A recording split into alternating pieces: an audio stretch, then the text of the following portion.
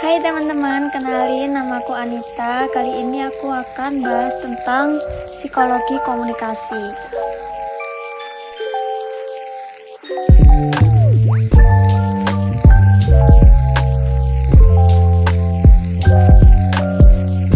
Pernah gak sih kalian itu bingung sama perilaku seseorang?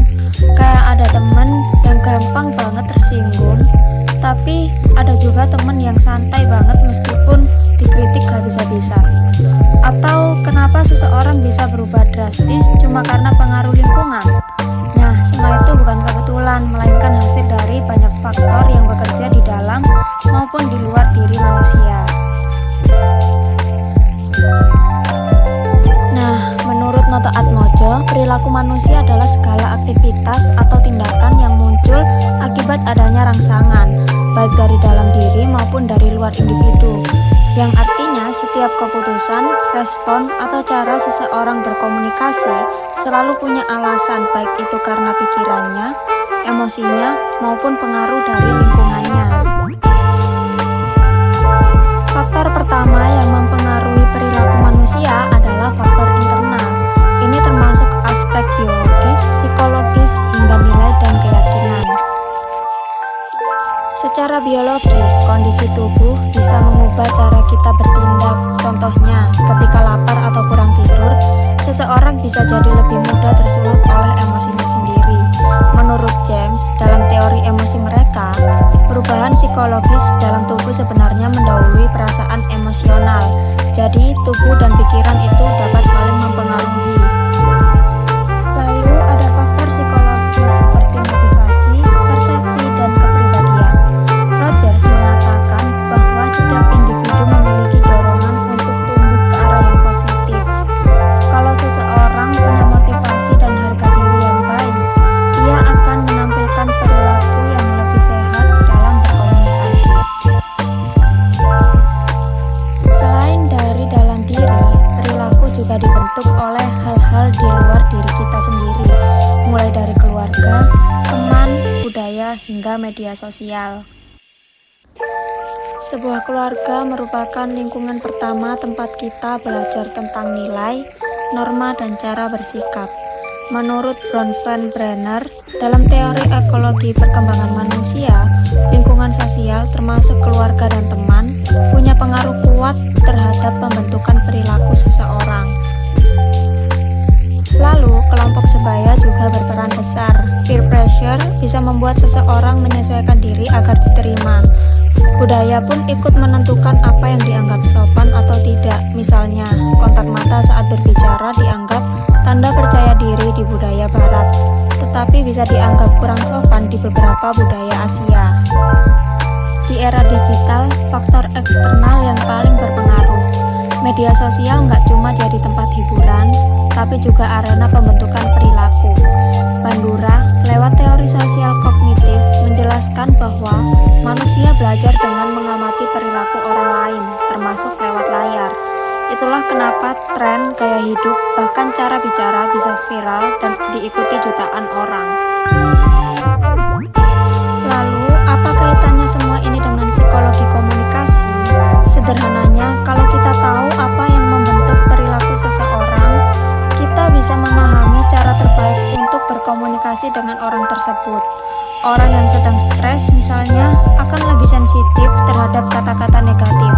Sementara orang yang berasal dari budaya kolektif lebih menghargai kesopanan dan kerjasama dibanding dengan individualitas. Jadi perilaku bukan cuma hasil dari pikiran, tapi juga hasil dari cara kita dipengaruhi dan mempengaruhi orang lain. Contoh kasus yang dapat kita amati yang ada di sekitar kita yaitu komunikasi politik dan pemasaran saat ini. Gaya bahasa yang santai di media sosial seringkali lebih efektif menjangkau anak muda dibanding dengan pidato resmi. Kenapa? Karena bahasa itu sesuai dengan karakter psikologis dan sosial mereka, yaitu terbuka, ekspresif, dan dekat dengan keseharian. Selain faktor internal dan eksternal, ada juga faktor situasional, alias keadaan sementara yang bisa mempengaruhi perilaku seseorang. Misalnya, seseorang yang biasanya sabar bisa marah kalau lagi lagi terjebak macet dan dikejar oleh deadline. Atau orang yang pendiam bisa jadi lebih aktif saat berada di lingkungan yang nyaman dan suportif. Menurut teori Kurt Lewin, perilaku itu hasil dari interaksi antara individu dan lingkungannya, atau disebut juga sebagai behavior. Jadi, nggak perlu perilaku yang muncul tanpa konteks. Sekarang kita hidup di era digital yang serba cepat, jadi teknologi bukan cuma mempermudah komunikasi, tapi juga mengubah cara kita berpikir dan berinteraksi.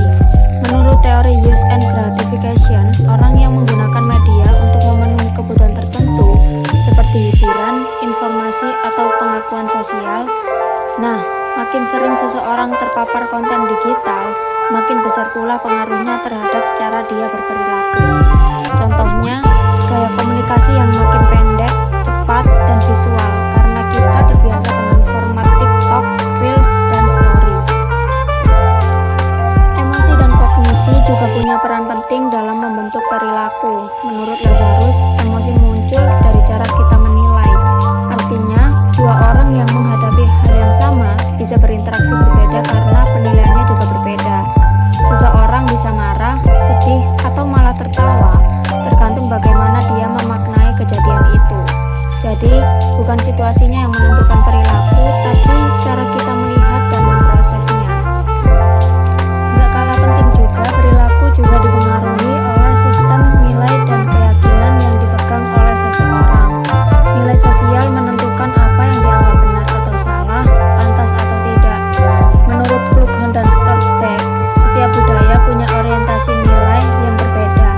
Ada yang fokus pada harmoni, ada juga yang lebih individualistis. Nilai dan keyakinan inilah yang kemudian mempengaruhi cara kita menilai diri sendiri dan orang lain dalam proses komunikasi. Di era globalisasi, manusia dihadapkan pada tantangan baru. Nilai-nilai tradisional mulai bertemu dengan budaya digital yang serba instan.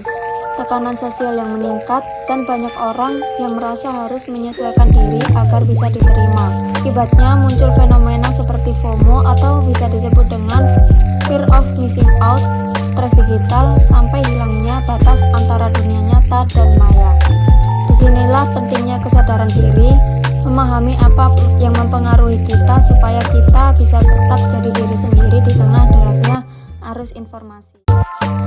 Jadi kesimpulannya adalah perilaku manusia adalah hasil interaksi antara faktor internal dan eksternal.